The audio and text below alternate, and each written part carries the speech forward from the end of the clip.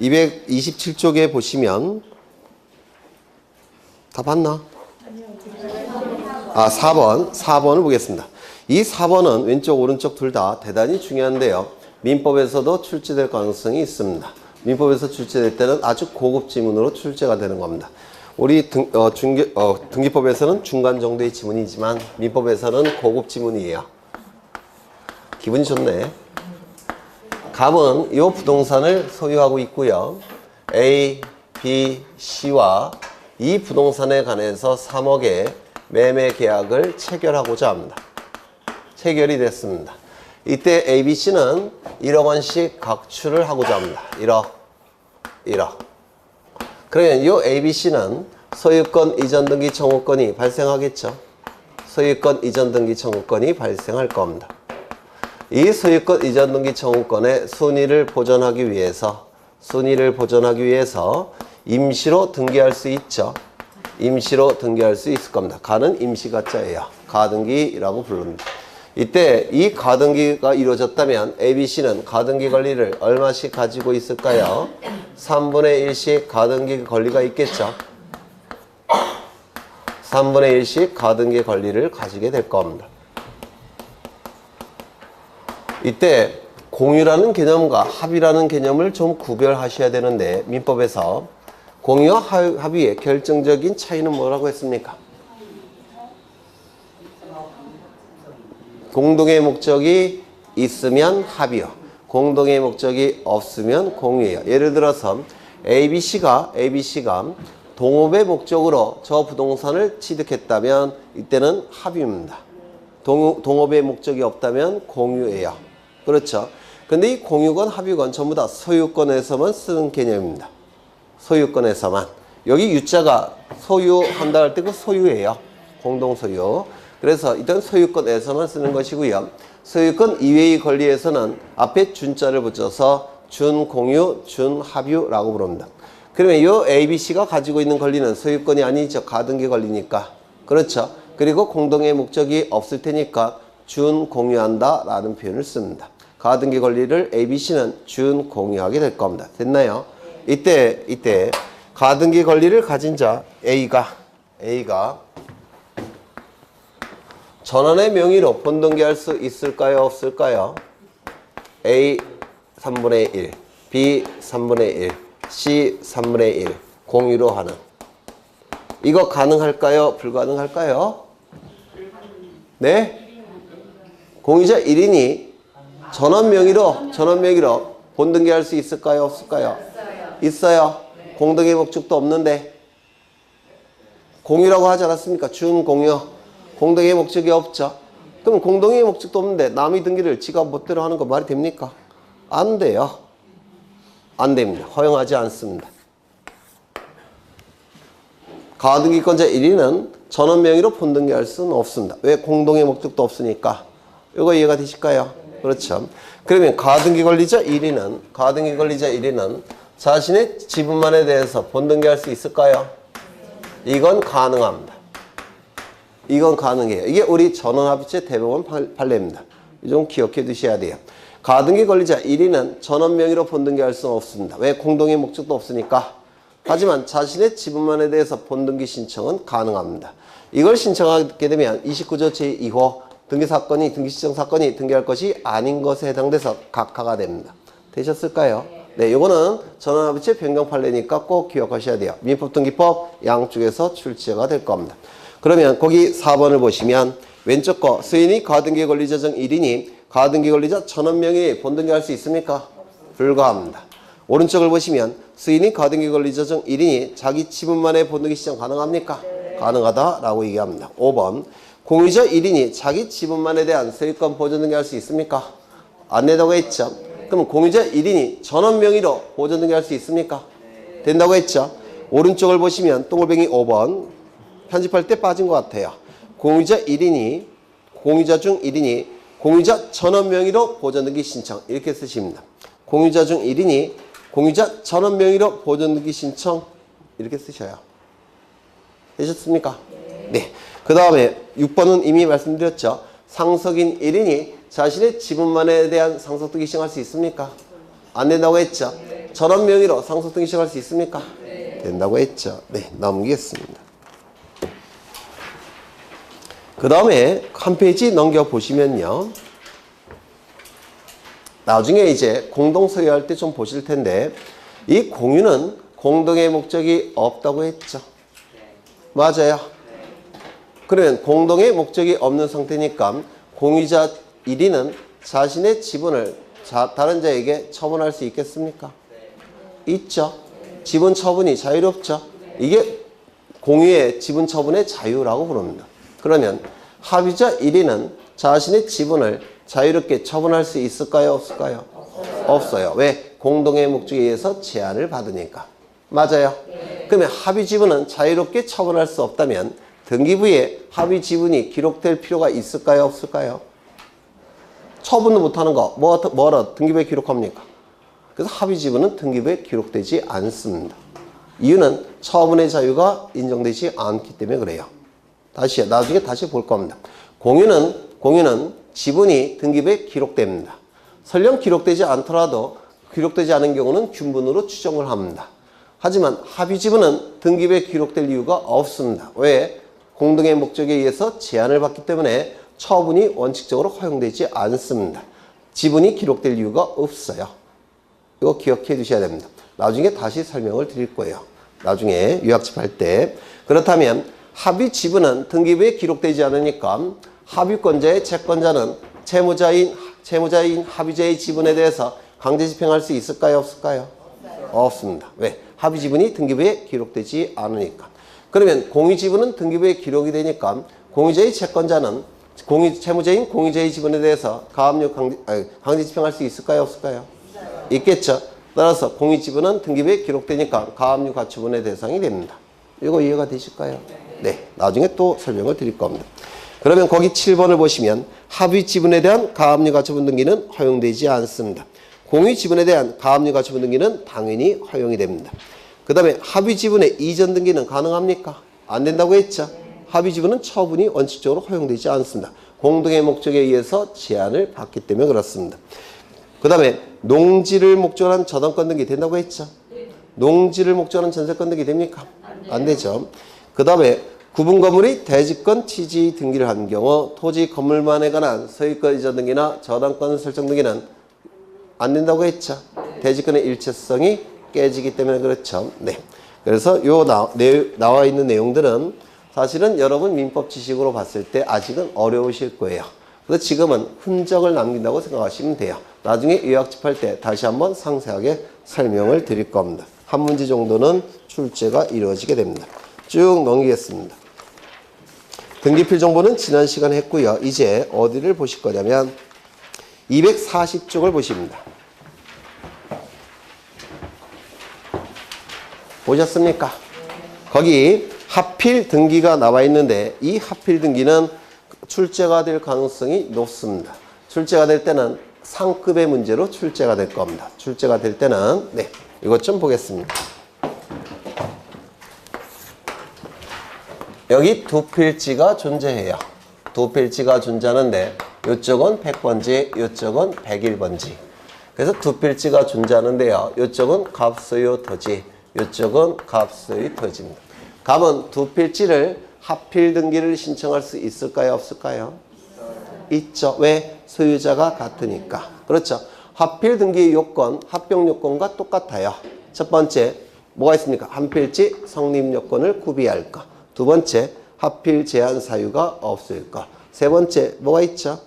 소유자의 주소가 동일할 것. 네 번째, 공유 지분이 동일할 것. 다섯 번째, 일정한 사업 시행지역 안의 토지와 바깥의 토지가 아닐 것. 왜 처음 듣는 표정이셔요? 네. 일단은 이것 좀 보시면, 그러면 갑이 요 101번지 토지를 을에게 소유권 이전 등기를 해준다면 합필할 수 있을까요? 없을까요? 네? 안 되죠. 왜? 소유자가 달라졌으니까. 그렇죠. 이제는 합필이 허용되지 않을 겁니다. 이거 이해가 되십니까? 그렇다면 갑이 을에게 101번지 토지에 대해서 지상권 등기, 이거 저번에 한번 했어요. 그 다음에 지역권 등기.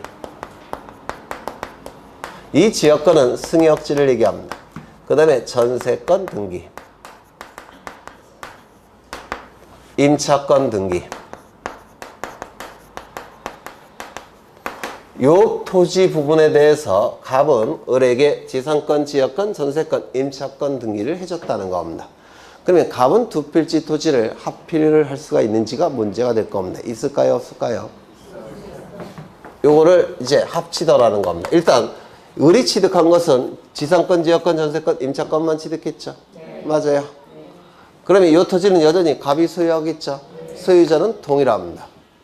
소유자는 동일하죠. 두 번째, 이 부분은 부동산 전부뿐만 아니라 일부에도 존재할 수 있는 등기들입니까? 네. 맞아요. 그러면 합필이 됐다고 해서 을에게 어떠한 변화가 있습니까? 없습니까? 없어요. 합필되기 전에는 101번지 토지 전체에 대해서 이러한 권리를 가지고 있다가 합필이 돼버리면 이게 전체가 한 필지가 되죠. 한 필지 일부에 대한 권리로 보면 되겠죠. 따라서 합필하는데 전혀 문제가 없습니다. 이거 이해가 되실까요? 그렇죠. 그렇다면 갑이 을에게 지상권, 지역권, 전세권, 임차권 등기를 해줬고요. 그 다음에 요 100번지 토지는 병에게 지상권 등기를 해준다든지 또는 지역권 등기를 해준다든지, 이 지역권 승역지를 얘기합니다. 전세권 등기를 해준다든지 임차권 등기를 해줬다면 소유권은 여전히 갑이 가지고 있죠. 이때 갑은 두 필지 토지를 합필할 수 있을까요? 없을까요? 병이 취득한 권리는 이 부분에 대해서 합필되기 전에는 한 100번지 토지 전부에 대해서 이러한 등기를 가지고 있는 상태죠. 네. 그러면 이쪽은 100번지는 병이 이러한 권리를 가지고 있고 101번지 토지는 을이 이러한 권리를 가지고 있는 상태입니다. 이 상태에서 이 두 필지를 합필을 하게 되면 을과 병에게 어떠한 변화가 나타납니까? 변화가 나타나지 않습니다. 다만 한 필지 전부에 대한 권리에서 합필 후에는 일부에 대한 권리로 바뀔 뿐이지 을과 병에게 변화가 나타나지 않습니다. 합필하는데 문제가 있습니까? 전혀 없죠. 그렇죠. 그러면 갑이 을에게 저당권 등기를 해줬다든지 또는 소유권 이전에 가등기를 해줬다든지 또는 환매 등기를 해줬다든지 또는 가압류 가처분 같은 처분 제한 등기를 해줬다면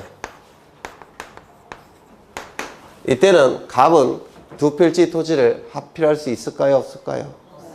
없죠. 이거는 한 필지 토지 일부에 존재할 수 있는 등기들입니까? 아닙니까?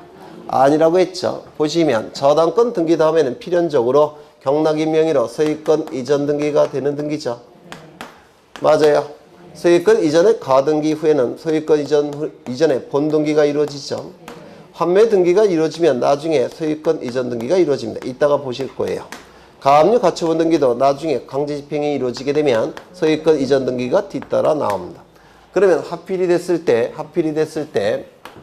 결국은 이 부분에 대해서 소유권 이전 등기가 뒤따라야 되는데 한 필지 일부에 대한 소유권 이전 등기 허용됩니까? 안 됩니까? 안 되죠.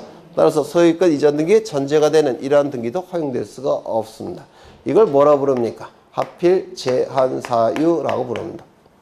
이거 이해가 될 듯 말 듯? 되실까요?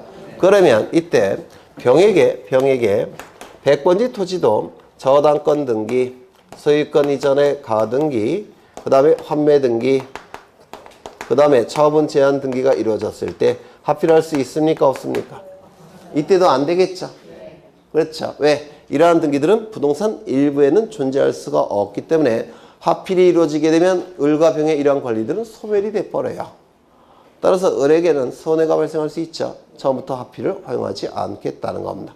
요거 되셨을까요? 그러면 이건 어쩔까요? 갑은 100번지 토지에 대해서 을에게 저당권 등기를 해줍니다. 그 다음에 101번지 토지에 대해서도 을에게 저당권 등기를 해줍니다. 그리고 이 두 개의 등기는 등기원인과 그 연월일 접수 번호가 동일합니다. 이걸 뭐라고 부릅니까? 창설적 공동 저당이라고 불렀죠. 기억나셔요? 공간정보법에서 했는데 등기원이 열흘 접수번호가 동일한 저당권이 양쪽 토지에 설정이 됐다는 겁니다. 이때는 합필할 수 있을까요? 없을까요? 있다고 했죠. 맞아요? 맞죠? 설명을 드리고 싶지만 진도가 좀 빡빡해서 요약집할 때 다시 상세하게 설명을 드리겠습니다. 이거는 예외적으로 인정되는 겁니다. 하필이 예외적으로. 이때 양쪽에 대한 등기원인 열흘 접수번호가 동일하다는 얘기는 동시에 설정이 됐다는 뜻이에요. 그러면 하필이 된 다음에 의뢰 저당권은 전체에 대한 저당권으로 보면 되죠. 그래서 하필하는데 문제가 없어요. 그런데 문제는 갑이 을에게 저당권 등기를 해준 게 아니라 가압류 등기를 해줬다는 겁니다. 여기도 가압류 등기가 이루어졌습니다. 그리고 이 두 개의 가압류 등기는 등기원인 연월일 접수번호가 동일해요. 하필할 수 있을까요? 없을까요? 창설적 공동 가압류 등기. 창설적 공동 가처분 등기가 됐을 때는 하필할 수 있을까요? 없을까요? 없습니다. 이유는 저당권에서만 예외적으로 인정합니다. 저당권에서만. 이게 작년에 법무사 시험과 등기공무원 시험에 출제가 됐어요. 그래서 우리 중개사 시험에도 나오려고 생각했는데 안 나왔습니다. 올해는 나오지 않을까 싶어요. 다시요. 창설적 공동 저당권 등기가 되어 있을 때는 하필이 가능하지만 창설적 공동 가압류 등기, 창설적 공동 가처분 등기가 되어 있을 때는 하필을 허용하지 않습니다. 이거 되셨을까요? 그 내용이 하필의 제한 나와 있고요. 앞에 공간정보법에 있는 내용과 똑같은 내용이에요. 문제는 토지 하필의 특례 규정, 이게 문제가 되는데 아까 합병 처분 이후 하필 등기 신청 이전에 소유자가 달라진 경우에 한해서 하필 등기를 허용할 수 있다고 했는데 기억나십니까? 그게 바로 요 나와 있는 하필의 특례 규정이에요. 요게 다시요. 합병 처분 이후 하필 등기 신청 이전에 소유권자가 달라질 경우에는 공유로 하는 하필 등기를 허용한다고 했죠. 이때 확인서가 첨부가 되고 인감증명 첨부한다고 했죠. 거기 바로 여기 나와 있는 특례 규정입니다. 그래서 이거는 아까 보신 걸로 대체를 하고요. 나머지 것들은 안 보셔도 돼요. 책에 구색을 갖추기 위해서 집어넣은 것 같아요. 쭉 넘기겠습니다. 설명 안 한 거는 출제되지 않는다고 생각하시면 돼요. 쭉 넘어가십니다. 이제 어디를 보실 거냐면 256쪽을 보십니다. 256쪽에 등기관의 가호로 등기 착오 또는 유류가 발생한 경우 있습니까? 이건 출제될 가능성이 대단히 높습니다. 여기서 유류라는 것은 뭐냐면 빠졌다라는 한자예요. 유류라는 것은 빠진 것. 등기부에 기록이 돼야 되는데 빼먹었다는 겁니다. 이걸 유류라고 불러요. 일본식 단어죠. 이것도 예전에 설명을 드린 적이 있는데요.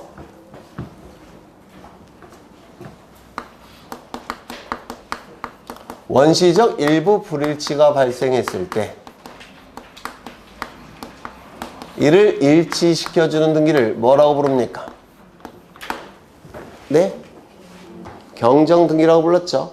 후발적 일부 불일치가 발생했을 때 이를 일치시켜주는 등기는 변경등기. 원시적 일부 불일치가 발생했을 때 이를 일치시켜주는 등기는 경정등기. 이걸 경정등기라고 부를 겁니다. 그런데 이 원시적 일부 불일치가 신청인의 잘못에 의해서 발생했다면 이 경정등기는 신청에 의해서 이루어져야 됩니다. 무슨 뜻이냐면 등기를 신청할 때 신청 정보를 등기소에 제공하죠. 근데 신청 정보에 면적을 1000제곱미터로 기록해야 되는데 신청인이 공을 하나 빼먹었습니다. 1000제곱미터로. 그러면 등기관은 어쩔 수 없이 등기부에 1000제곱미터로 기록하겠죠. 그럼 누가 잘못한 겁니까? 신청인이 잘못한 거예요. 그러면 등기부에 기록된 1000제곱미터를 이제 10,000제곱미터로 고쳐야 되겠죠. 이거는 누가 신청해야 됩니까? 신청인이 경정등기를 신청하는 겁니다. 이거 이해가 되실까요? 그런데 신청인의 잘못이 아니라 등기관의 잘못에 의해서 원시적 일부 불일치가 발생을 했다는 겁니다. 이건 무슨 뜻이냐면 신청인이 신청정보에 10,000제곱미터로 정확하게 기록했습니다. 그런데 등기관이 등기부에 옮겨 적을 때 공을 하나 빼먹고 옮겨 적었다는 겁니다. 1,000제곱미터로. 누가 잘못한 겁니까? 등기관이 잘못한 겁니다. 맞습니까? 이때는 가장 이해관계가 많은 자는 신청인이니까 신청에 의해서도 경정등기가 이루어지고 직권에 의해서도 경정등기가 이루어질 수가 있습니다. 등기관이 알아서 고칠 수도 있다는 겁니다.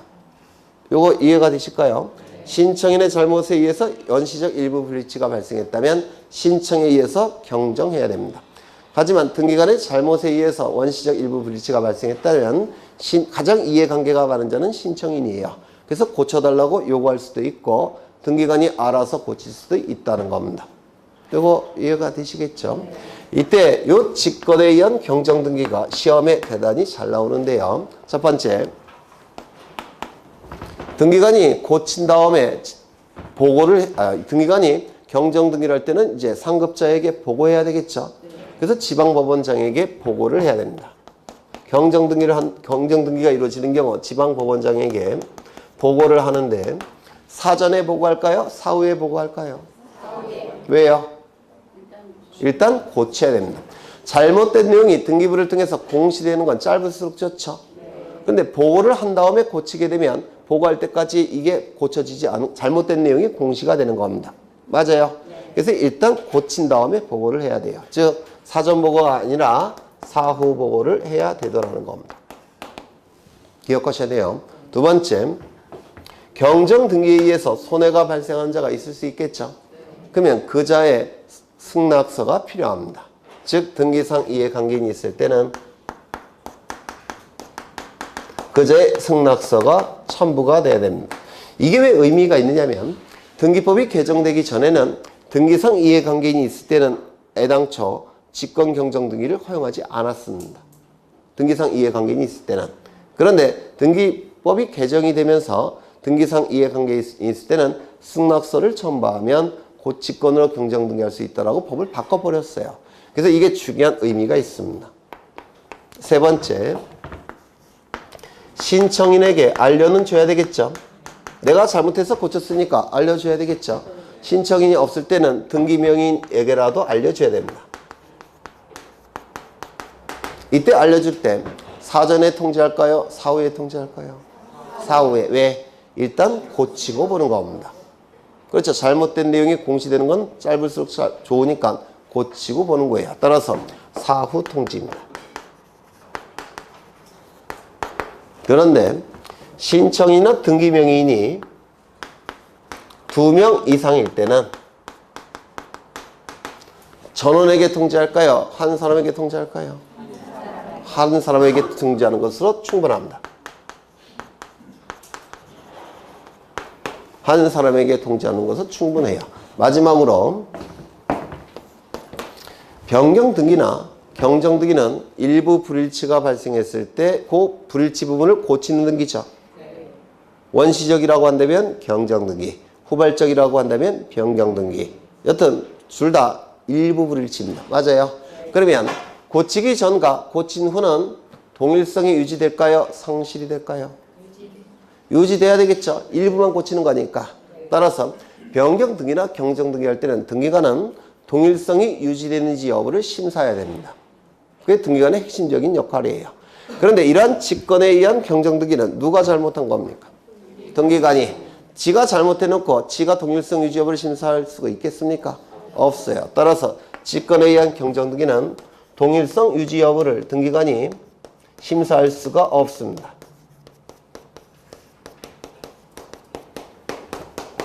이 네 가지가 직권 경정등기에서 단골로 출제되는 겁니다. 이거 했던 거예요. 기억나시죠? 네. 이게 이제 출제가 되는 부분이고요. 넘어가겠습니다. 쭉 넘어가셔서 말소 등기는 2월 달에 한 것으로 대체를 하겠습니다. 그때 상세하게 했으니까 말소 회복 등기도 그렇고 고전 등기도 2월 달에 한 것으로 대체하고요. 요약집 할 때 다시 상세하게 설명을 드릴 겁니다. 이제 뭘 보시냐면 283쪽을 보십니다. 토지 수용. 민법에서 하셨습니까? 안 하셨습니까? 왜요? 왜요? 안 했다는 걸 그렇게 표정을 지으시는 거예요? 네, 민법에서 좀 하셨어야 되는데, 네. 공법에서는 하셨어요? 네, 그러면 한번 여쭤보죠. 네. 갑은 이러한 부동산을 소유합니다. 갑은 이러한 부동산을 소유하는데, 을이라는 사업 시행자가 예전에는 기업자라는 표현을 많이 썼습니다. 사업을 일으키는 자, 사업 시행자 같은 뜻이에요. 사업 시행자, 기업자. 옛날에는 기업자라는 표현을 썼고요. 지금은 사업 시행자라는 용어를 씁니다. 이 사업 시행자가 개인의 부동산을 공익적 목적을 달성하기 위해서 강제로 취득하는 것. 이를 수용이라고 부릅니다. 사업 시행자가 공익적 목적을 달성하기 위해서 개인의 부동산을 강제로 취득하는 것. 이를 수용이라고 불러요. 그러면 예를 들어서 공익적 목적 예를 들겠습니다. 요 사업 시행자가 요 갑소유 토지를 대법원 청사를 짓기 위해서 수용하고자 합니다. 그럴 수 있죠. 그럼 대법원 청사를 짓는 것은 공익적 목적이에요. 그럼 강제로 뺏을 겁니다. 물론 보상금은 지급하겠죠. 그렇죠. 그럼 여기다가 대법원 청사를 지을 텐데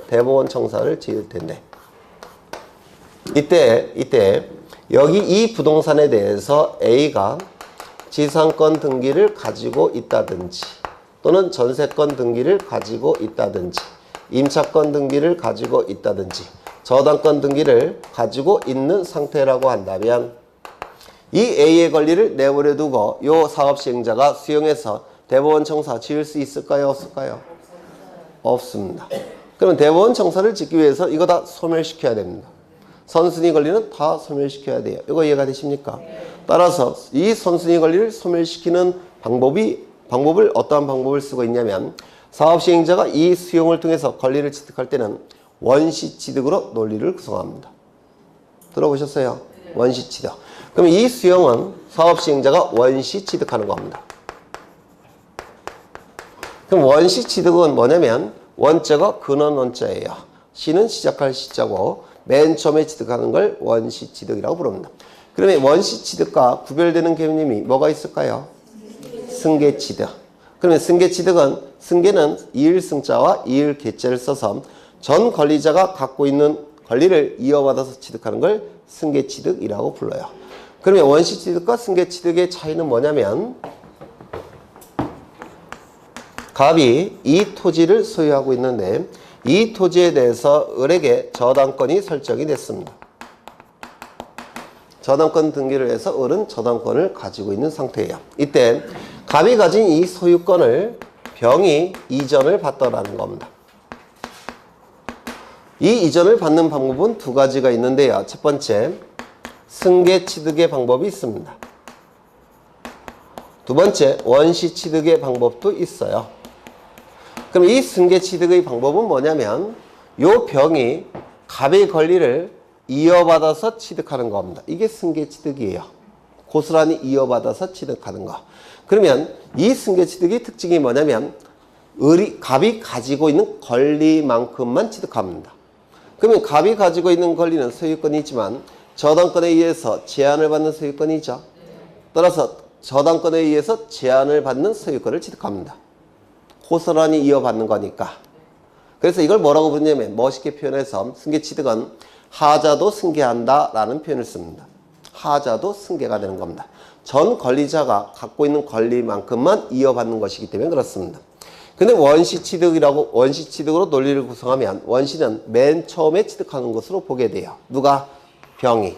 맨 처음에 취득하는 것으로 보게 되니까 갑의 소유권 이거 무시합니다. 을의 저당권도 무시해요. 없는 것으로 간주를 해버립니다. 이게 원시 취득입니다. 깨끗한 부동산으로 취득하는 거. 그러면 하자가 승계가 되겠습니까? 안 되겠습니까? 원시 취득은 하자가 승계될 수가 없습니다. 맨 처음에 취득하는 것으로 보기 때문에 그렇습니다.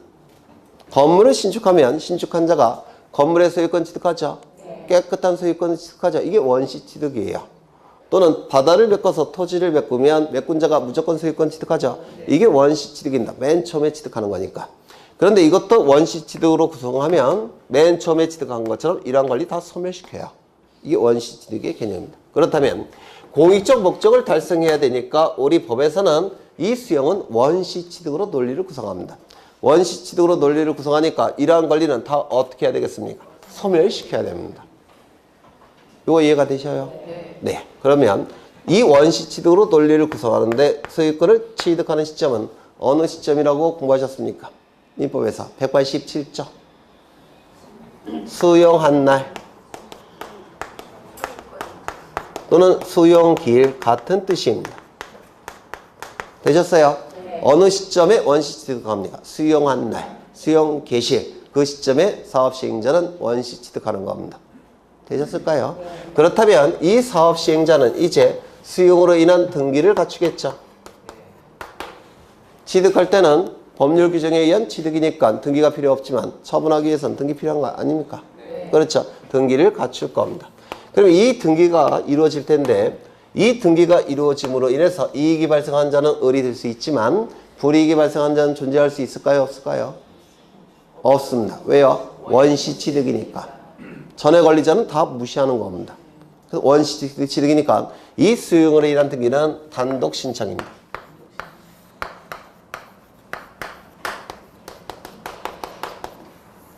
수용으로 인한 등기는 단독 신청입니다. 원시 취득으로 논리를 구성하기 때문에 그렇습니다.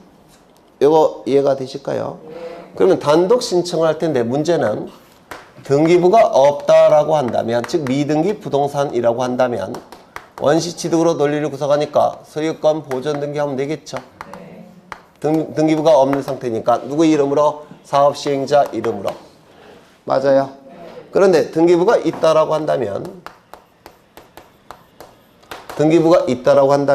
즉 갑의 이름으로 등기되어 있고 A의 이름으로 등기가 되어 있겠죠.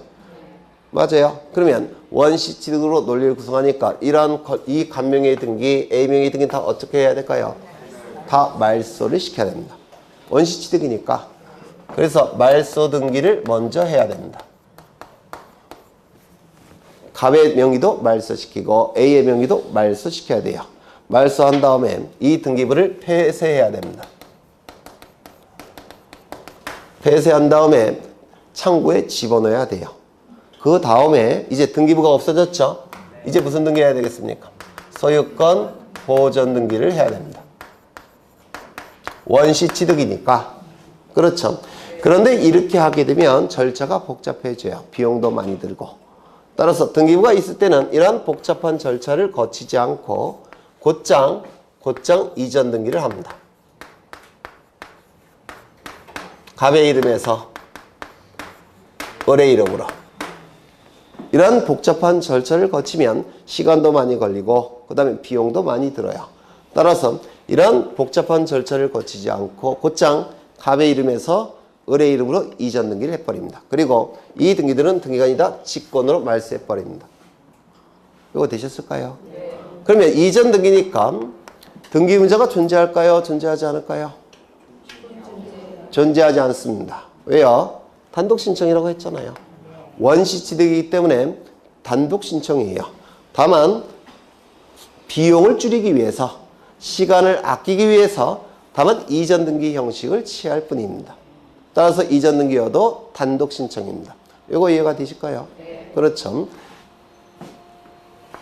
여기까지 보시면 일단 다 보신 거고요. 개념은 이제 어려운 걸 볼 거예요.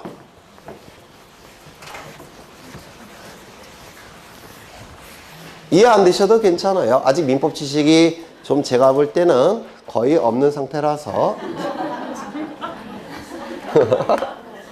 재밌네요. 이 시점은 수용한 날입니다. 수용한 날, 수용 기일이에요. 그럼 이 시점부터 누가 소유자일까요? 여기서 갑을 해서 을 소유자죠. 을 소유자입니다. 그 다음에 이 시점은 을의 이름으로 소유권 이전 등기가 되는 시점입니다. 그러면 이 시점부터는 을이 소유권자인데 아직 을 명의로 등기가 되기 전이죠. 그럼 소유권의 등기 명의는 누가 갖고 있습니까? 여전히 갑이 소유권의 등기 명의를 갖고 있습니까? 왜냐하면 을 명의로 이전 등기되는 시점은 이 시점이니까. 그래서 수용한 날로부터 을 명의로 등기가 되기 전까지는 소유권은 을이 취득했지만 아직 을 명의로 이전 등기가 되기 전입니다. 여기까지 되셨습니까? 그러면 아니요, 갑이죠. 갑은 자신의 이름으로 등기가 되어 있다는 것을 이용해서 병에게 등기를 해줄 수 있을까요? 없을까요? 있겠죠. 등기 명의는 갑이 가지고 있으니까 각종 등기를 해주겠죠. 이 각종 등기는 갑구에서 이루어지는 소유권에 관한 등기건, 을구에서 이루어지는 소유권 이외의 등기건 각종 등기가 이루어지게 될 겁니다. 그러면 이 등기는 소유권이 없는 자가 자신의 등기 명의를 이용해서 병에게 각종 등기를 해준 거죠. 소유권이 없는 자가 해준 등기입니다. 무권리죄의 처분행위에 해당이 돼요. 따라서 등기부상 존재해서는 됩니까? 안 됩니까? 안 되죠. 따라서 이건 전부 다 등기관이 직권으로 말소합니다. 그래서 수용기일 이후에 이루어진 각종 등기는 직권으로 말소합니다. 왜냐하면 수용기일 이후에 을이 등기를 해줄 경우는 없어요. 왜? 을명의로 등기가 되기 전이니까. 그래서 갑이 등기를 해줬을 겁니다. 그러면 무권리죄의 처분행위에 의한 등기니까 수용기일 이후에 그 다음에 소유권 이전 등기 이전에 이루어진 각종 등기는 전부 다 무권리죄의 처분행위로 봐서 다 직권 말소합니다. 여기까지 이해가 되실까요? 네. 되는 것 같기는 하죠.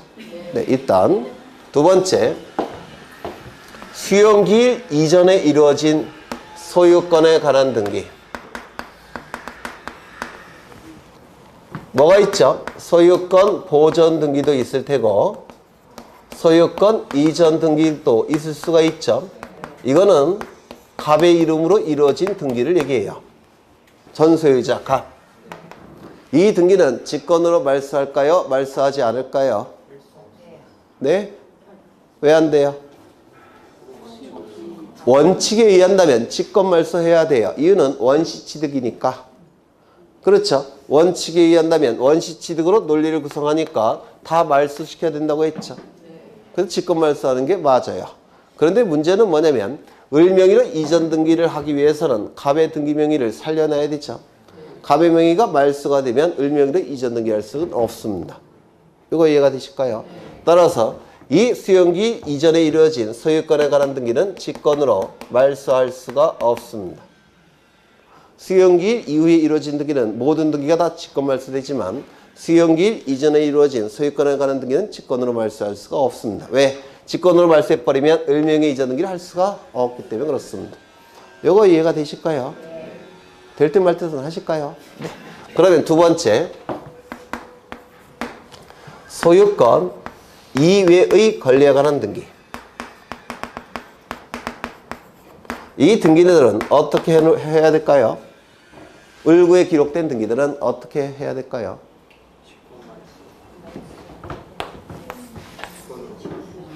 원시취득, 직권말소. 소유권 등기처럼 살려놓을 필요도 없습니다. 그렇죠? 소유권 등기가 아니니까 소유권 이외의 권리는 살려놓을 이유가 없어요. 따라서 이건 전부 다 어떻게 할까요? 직권말소. 그러면 수용기 이전에 이루어진 소유권 이외의 권리에 관한 등기들은 원시취득에 의해서 직권말소되는 것이고 수용기 이후에 이루어진 소유권 이외의 권리에 관한 등기는 무권리죄의 처분행위로 직권말소하는 겁니다. 이유가 달라요. 여기서는 무권리죄의 처분행위로 직권말소. 여기서는요. 원시취득으로서 직권말소. 여기까지 이해될 듯 말 듯?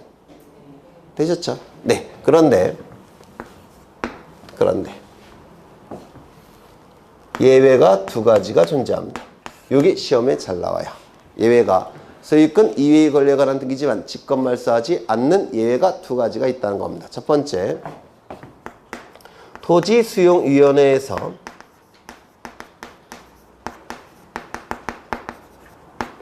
이 토지수용위원회는 수용 절차를 주관하는 일종의 공적인 국가기관이에요. 토지수용위원회에서 재판과 유사한 결정으로서 재결이라고 부릅니다. 재판과 유사한 결정이라는 뜻이에요. 재판과 유사한 결정으로서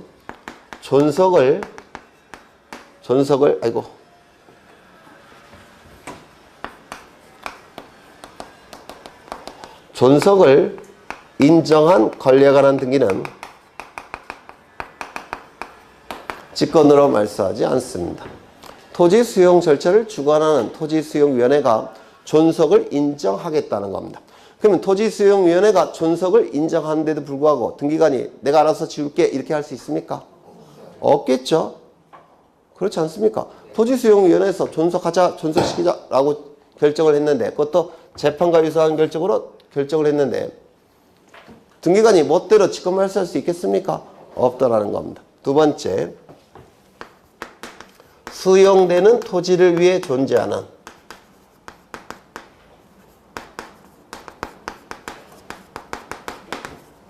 지역권 등기도 직권으로 말소할 수 없습니다.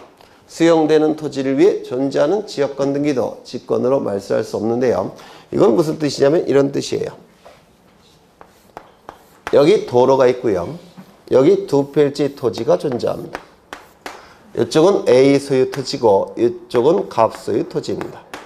이때 갑은 이 도로를 통행할 수 있는 통행지역권을 가지고 있는 상태예요. 갑은 통행지역권이 설정된 상태입니다.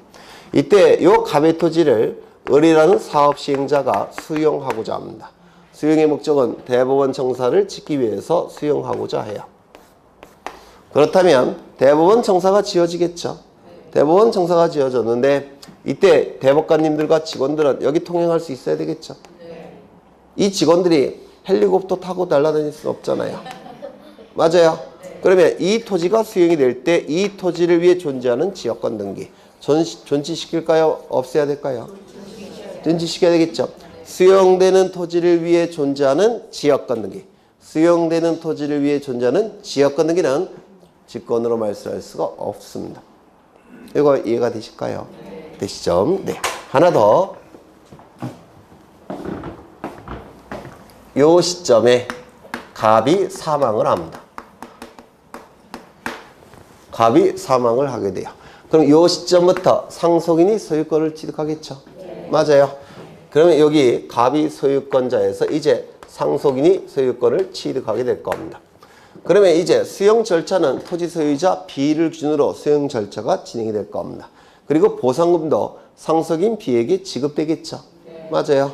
이때 갑 사망으로 인한 상속 등기가 어느 시점에 이루어졌느냐면 요 시점에 이루어졌다는 겁니다. B 명의의 상속 등기는 요 시점에 이루어졌습니다. 그러면 이 상속 등기는 직권으로 말소할까요? 말소하지 않을까요? 무권리자의 처분행위인지를 확인해 보면 이 등기는 무권리자의 처분행위로 인한 등기입니까? 아니에요. 따라서 이 등기는 직권으로 말소하지 않습니다. 즉 상속기일 이전에 토지 소유자의 사망으로 인한 상속기일 이후의 상속 등기는 무권리자의 처분행위도 아닐 뿐더러 이거는 수용 절차가 진행이 될 때 아무 문제도 없습니다. 따라서 직권으로 말소하지 않습니다. 되셨을까요? 하나만 더 보시면 돼요. 수용으로 인한 등기는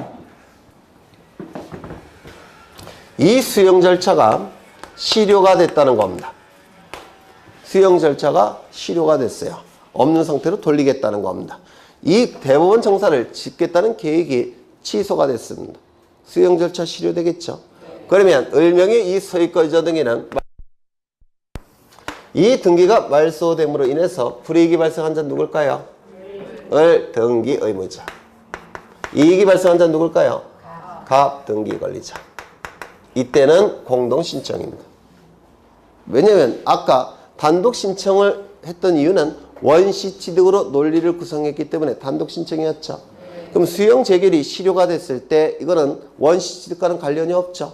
다시 원칙으로 들어가서 수용 절차가 실효가 된다면 이때는 이전 등기의 말소 등기는 공동 신청을 통해서 말소가 됩니다. 되셨을까요? 그러면 출제될 수 있는 걸 다 본 겁니다. 수용으로 인한 등기. 처음 들으시는 거니까 머리가 뽀개지겠죠? 괜찮아요. 요약할 때 다시 한번 상세하게 할 겁니다. 더 뽀개질 거 뒤에 있어요.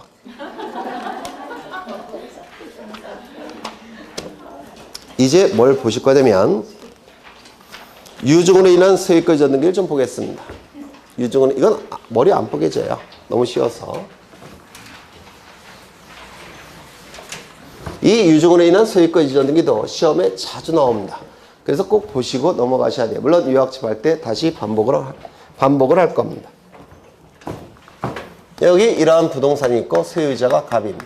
갑이 을에게 유언을 통해서 증여를 합니다. 이를 유증이라고 부르는데요.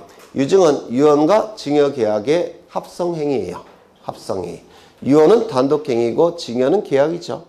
이 두 개의 법률행위 합성행위인데 포인트는 유언에 있습니다. 그래서 이 유증은 단독행위입니다. 유언을 통한 증여는 단독행위예요. 이때 요 갑을 유증자 또는 증여자라고 부르고요. 여기에 포인트를 둬서 증여자라고 부르는 경우도 있어요. 그 다음에 요 을을 수유자, 여기에 포인트를 둔 거죠. 또는 수증자, 이렇게 부릅니다. 이때 유증은 두 가지가 있는데 포괄 유증이라는 것도 있고요. 특정 유증이라는 것도 있습니다. 그럼 이 포괄 유증의 의미는 뭐냐면 갑이 가진 재산을 포괄해서 유언을 통해서 증여할 때 포괄 유증이라고 부릅니다. 만약에 유증을 받은 자가 여러 명이라고 한다면 지분 형태로 취득합니다. 포괄해서 유언을 통해서 증여를 하는 거니까 수증자가 여러 명일 때는 지분 형태로 취득하게 돼요. 그 다음에 특정 유증은 갑이 가진 재산 중에서 하나를 딱 특정해서 유언을 통해서 증여할 때 이를 특정 유증이라고 부릅니다. 이때 이 포괄 유증은 우리 민법 1078조에서 상속과 동일한 효력이 있다라는 규정을 두고 있습니다. 민법 1078조에서 상속과 동일한 효력이 있기 때문에 상속처럼 처리합니다. 그렇다면 186조가 적용이 될까요? 187조가 적용이 될까요? 187조가 적용이 됩니다. 이거 이해가 되실까요? 187조가 적용이 되니까 유증의 효력은 갑 사망 시에 발생함이 원칙입니다. 따라서 갑 사망 시에 을이 소유권을 취득합니다. 등기를 갖추지 않아도 유증의 효력이 발생하는 시점에 을은 소유권을 취득합니다. 취득한 소유권을 다른 자에게 처분하기 위해서는 어떻게 해야 될까요? 등기를 갖춘 다음에 처분하겠죠. 그래서 갑 사망 시에 소유권을 취득하고 을의 이름으로 등기를 갖춘 다음에 그 다음에 처분이 가능합니다. 여기까지 되셨을까요? 그런데 이 특정 유증은 얘기가 다릅니다. 특정 유증은 이러한 규정이 없습니다. 이러한 규정이 없기 때문에 이때는 몇 조가 적용이 될까요? 186조. 왜? 단독행위 법률행위니까. 186조가 적용이 되니까 을이 소유권을 취득하는 시점은 어느 시점입니까? 을 명의로 소유권 이전 등기를 갖춰야지만 을은 소유권을 취득하게 될 겁니다. 이거 이해가 되실까요? 그러면 포괄 유증에서의 등기는 처분 요건으로서의 등기가 되죠. 특정 유증에 있어서의 등기는 성립 요건으로서의 등기가 되죠. 달라집니다. 이게 최근에 굉장히 자주 출제되는 부분이에요. 이게 포괄 유증의 경우에는 유증의 효력이 발생하는 시점에 수증자는 소유권 취득합니다. 다만 이걸 처분하기 위해서 등기를 갖추기 때문에 이때의 등기는 처분 요건으로서의 등기입니다. 근데 특정 유증의 경우에는 이러한 규정이 없어요. 이쪽에는. 따라서 186조가 적용이 되기 때문에 등기를 갖춰야지만 소유권을 취득합니다. 따라서 이 등기는 성립 요건으로서의 등기가 돼버립니다. 이거 구별할 수 있겠습니까? 네, 이건 아주 자주 출제되는 부분이에요. 그런데 특정 유증으로서의 등기건 포괄 유증으로서의 등기건 을의 이름으로 등기를 갖추는 것은 요 유언을 집행하는 겁니다. 을의 이름으로 등기를 갖추는 것은 유언을 집행하는 거예요. 그러면 이 등기는 누가 해줘야 될까요? 갑이 해줄 수는 없습니다. 왜? 돌아가셨으니까. 그렇죠. 누가 등기를 해줘야 될까요? 유언 집행자가 해주는 겁니다. 갑은 돌아가셨으니까 존재하지 않습니다. 따라서 이 유언을 집행하는 거니까 유언 집행자가 상대방과 같이 등기소에 가서 등기를 공동으로 신청하는 겁니다. 근데 이 유언 집행자는 보통 이 유언자가 지정을 합니다. 돌아가시기 전에. 지정 유언 집행자가 원칙이에요. 그런데 급하게 돌아가실 때도 있죠. 교통사고 뭐 이런 걸로. 그때는 상속인이 유언 집행자가 됩니다. 그래서 유언 집행자가 별도로 존재할 때는 그 유언 집행자는 상속인의 법정 대리인이에요. 유언 집행자가 존재하지 아니할 때는 상속인이 유언 집행자의 역할을 수행하는 겁니다. 여튼 단독입니까? 공동입니까? 공동신청. 그래서 이 유증언의 이런 등기는 두 가지를 꼭 기억해 두셔야 되는데, 포괄 유증의 경우에는 등기는 처분 요건으로서의 등기, 특정 유증에서의 등기는 성립 요건으로서의 등기. 포괄 유증이건 특정 유증이건 유언 집행자 또는 상속인이 등기 의무자, 유증을 받은 자가 등기 권리자로서 공동 신청에 의하게 됩니다. 되셨을까요? 네. 진짜 되셨을까요? 네. 그러면 좀 더 어려운 거 해보죠. 되셨다고 했으니까 해야 돼요. 시험에 나오니까. 네. 갑은 부동산을 가지고 있는데요. 자식이 셋이 있습니다. A, B, C. 계산의 편의를 위해서 배우자는 이미 제가 죽여버렸어요. 네, 계산의 편의를 위해서. 그러면 법이 정한 상속분은 공평하게 나눠갔겠죠? 네. 얼마입니까? 3분의 1, 3분의 1, 3분의 1. 법정 상속분이라고 불러요. 그런데 이 법정 상속분 중에서 2분의 1은 절반은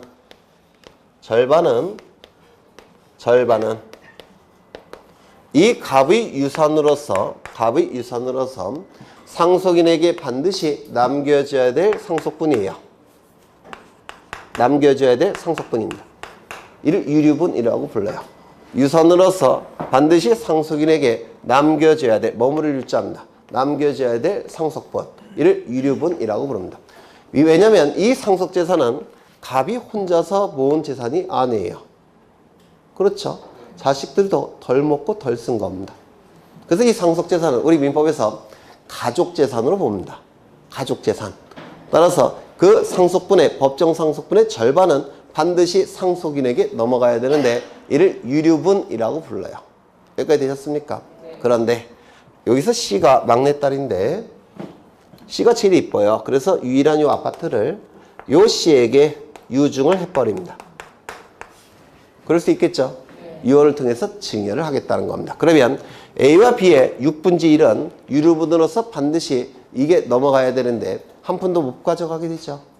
그러면 이 C 명의의 소유권 이전 등기는 B와 C의 유류분을 침해하는 등기입니다. 맞습니까? 맞아요. 그럼 이 등기를, 유류분권을 침해하는 등기는 등기관이 등기를 해줄까요? 안 해줄까요? 즉 C 명의의 등기를 해줄까요? 안 해줄까요? 해줍니다. 이유는 유류분권이 침해된지 여부를 형식적 심사권밖에 없는 등기관이 이를 판단할 권한과 자격이 없습니다. 따라서 C명의 등기는 실행이 됩니다. 그렇다고 좋아할 필요는 없어요. 왜냐하면 소송을 통해서 반환을 청구합니다.